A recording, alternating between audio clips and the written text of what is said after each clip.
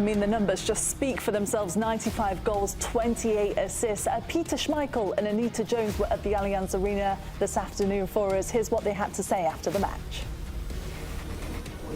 Yes, well, we were treated to an entertaining game here at the Allianz Arena, but Bayern Munich coming out on top, and you're not surprised at all by that, are you, Peter? No, I mean, every time we go to the Allianz Arena, but last time it was 5 goals as PSG beating Inter in the final last season. And then when you look at what Bayern has done so far this season, I mean, they have been scoring goals left, right and centre, and it's been the front 4 players, Diaz, Gnabry, Olise, and of course Harry Kane. Harry Kane is now up to 10 goals in 6 games. I mean, this guy is just not tired of scoring goals. And you give them a little, you only have to give them an inch, any of them, and the ball's in the back of the net. I have to say that before Bayern scored the first goal, Chelsea had some really good opportunities, didn't take them, and that is the art of football. You have to take your opportunities when they're there. Yeah, otherwise you get punished. And they got punished today. What a game of football, by the way. 100%. But one thing, I guess, doesn't get much of the limelight is Cole Palmer scoring in back-to-back games now from open play. There was concern that those goals had dried up because the last goal had come from a penalty back in January, but he looks to have found his form again. Yeah, and unfortunately for him, I mean, the goal he scored was fantastic. He created that himself, and obviously he scored the second goal. Unfortunately for him, it's just a little bit offside, a tiny bit, but kind of looked like once they were 3-1 down, Chelsea stopped playing, and that is not great for Cole Palmer. He needs help, he needs service, and it didn't come to him here. But when he got the chance, he definitely took it, and that's the art of a really, really good player. Yeah, well, either way, the Allianz Arena has delivered yet again for me and Peter. Yeah. Looking forward to the next one here. Busy week for Peter and Anita. How do you feel about Bayern and Chelsea this season in the Champions League, Chuck? Because it does feel like both of the teams are kind of going under the radar. Yeah, I would say Bayern are well positioned to challenge in Champions League the trophy. I mean, Vincent Kompany's second year. He wins the Bundesliga in his first year, and he needed to do that in order to get the confidence on the board, the fans, and the players. So he's done that. They added Luis Diaz. Now you have Luis Diaz and Olise on the sides of a Harry Kane. For me, that's their strength. Their back line has been the question mark. Can they keep teams from getting in behind? I saw Chelsea today expose them a little bit, but ultimately I think Bayern are a little bit more dangerous in this competition than a Chelsea. Chelsea were obviously surprising everyone in the Club World Cup, but you could see that their outside backs, they get high, they get exposed. Malo Gusto trying to play out of the back, bad touch, gives it to Harry Kane. You can't get away with those type of mistakes in Champions League. Mm-hmm. There's also an element like PSG won it last season, and they had won Ligue 1 way before. And then people make the argument that Ligue 1, obviously, it doesn't take as much out of you, and they've got plenty of depth and plenty of money, and they run away with it. That's happening a little bit, seems like, in the Bundesliga, with Leverkusen now losing the core of their team, losing their manager as well. So they're perfect domestically. It seems like they're going to run away with that and win that pretty early on, which is going to open up a lot of energy and time to work on things and focus on those knockout stages later on in the tournament where it really starts to matter. Because now you get 8 games. You have to get 11 points to get to the next round. You have to get, I think it was 14 or 15 to get into the top 8. So that's going to be for sure in their favor. And then it's another year under Kompany that I think today was against Chelsea was a team that knows exactly what they want to do and how they want to do it, a well-oiled machine against a Chelsea side that's still trying to figure things out. They're still early on in the process with a young team, trying to figure out Maresca, what works, what doesn't work. So Bayern have a big chance this year to go deep. I think they're sleepers in this competition. I think a lot of people have kind of taken their eye off them because maybe they've not had such a good experience the last couple of seasons in terms of the quality they've shown, especially in the latter half of this competition. But they just seem to be, as you say, rounding right at the right time. Another year, our full pre-season to understand Kompany's philosophy, what he wants in terms of from his players. And also, I think we're also forgetting that Jamal Musiala has to come back at some point, and who's going to be almost like a January signing. He's going to add another injection into this team. Looking at Serge Gnabry today in terms of just him getting minutes.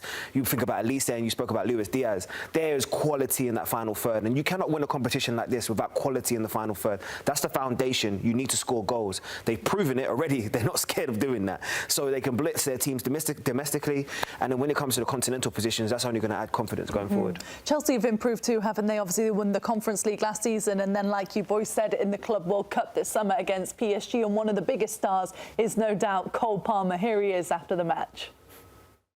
Genau, auch die erste Chelsea-Stimme. Cole Palmer, thanks for your time. Not the result you were heading for. What are your summarizing impressions on this evening? I thought we played well, to be fair. I think we've shown that we deserve to play there. The 3 goals we conceded, obviously, was our own fault, not good enough, but I feel like we had chances and the game could have been different, in my opinion. What made it so difficult to break like the usual Bayern dominance in their home games? I think we broke them down well, to be honest. I think we had chances. We just, maybe the final pass or some chances we missed, we should have scored. But obviously they're a good team and we knew it would be difficult, but I think we deserve better than what we got.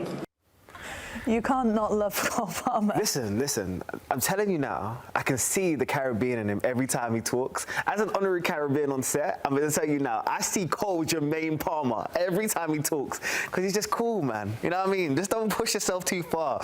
I don't want to talk too much. Let my feet do the talking for me. I just love it when he talks, because we talk about players all the time, how they're robots or they give you these machine media answers. When I see someone express themselves like this, that's a meme right there. No one can't tell me that's not a meme. That will be in a group chat instantly tomorrow.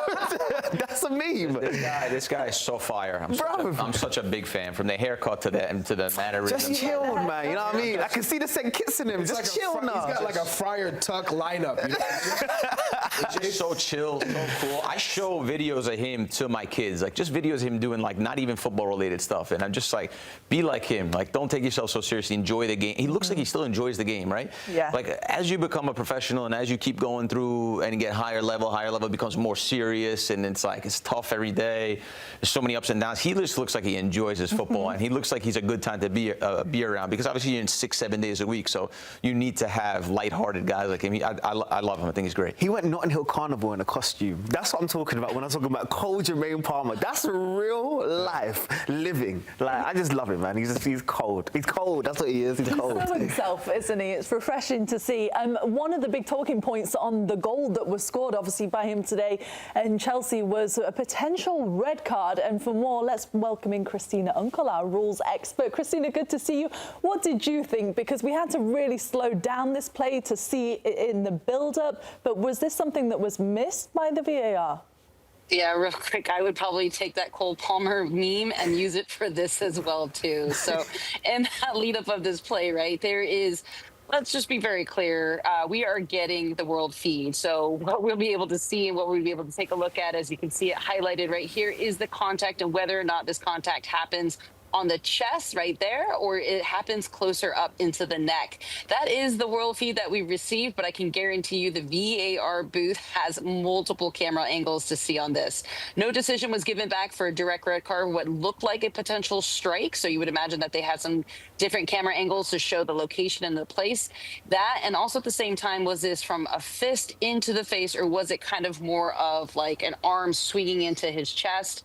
If it was an arm swinging into his chest, let's work under that theory, then yes, it's a yellow card, and therefore VA would not get involved. But if the film shows otherwise, that it is in fact a more of a punch into the chest, like directly into it, as opposed to an arm swing, then we would want a red card for VAR. But This is our evidence. What do you guys have? Yeah, you just can't quite see if it's a fist. And is it a direct shot to the chest versus an arm bar to the chest, like a clothesline, WWE style? Come on. So for me, I'm going to say it's a yellow card, just based on that, because it's not clear and obvious that this is a punch and a red card. Mm-hmm.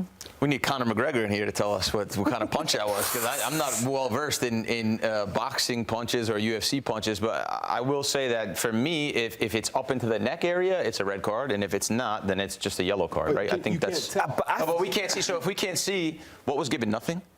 No, it was a yellow card that was saying given. if you see this and we can't make it out and we can't obviously see what it is, I mean, the best we can, this is a yellow card, and I think it's pretty clear. He's also significantly taller than him, so his arm and his shoulders probably coming across. And by the way, he's trying to give. I'm just trying to give him the benefit of the doubt because I can see what he's trying to do. He's trying to block his lane. The Chelsea player is grabbing first, so he's trying to get him off it. If you're just slapping to get off, that's different. But like when you start karate chopping the neck, it's different. Christina, did VAR look at that? Did they slow it down? Obviously, do they have that angle that we saw, or do they have anything else, or are they only relying on the world feed?